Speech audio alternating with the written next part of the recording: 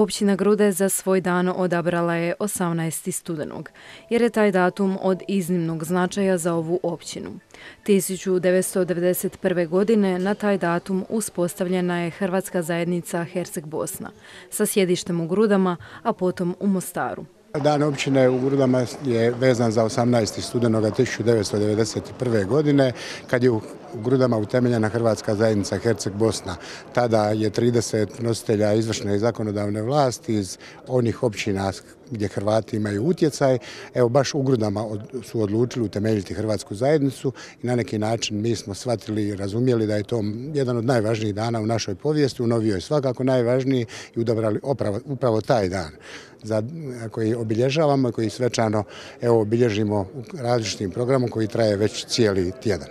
Grude su bile prije svega daleko blizu tada granice Republike Hrvatske, kao što je danas blizu granica Europske unije, a bili smo opet daleko od bojišnice i na neki način su se nametnuli kao jedno središte, jedno mjesto gdje je možda najzgodnije i najefikasnije izmjestiti svoje tadašnje vodstvo i upravljati procesima koliko je se to moglo u tim ratnim vremenima. Općina Grude temelji svoje djelovanje na uspješnom poduzetništvu, što govori i 10. susret gospodarstvenika. Najbolji pokazatelj kvalitete grudskog gospodarstva je činjenica da su u 2020. godini, kriznoj godini, zadržali stabilnost i postojanost, ističe načelnik općine Grizelj.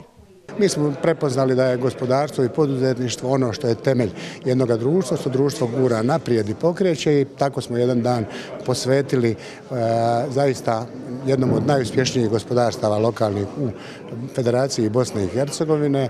Sam uvjeren da će gospodarstvo svoju priliku, kao što je to koristilo i do sada, iskoristiti i u budućnosti, da će razvoj naše općine se i dalje ići naprijed, kao što je to već sve ove godine, pogotovo ovih zadnjih 10-15 godina.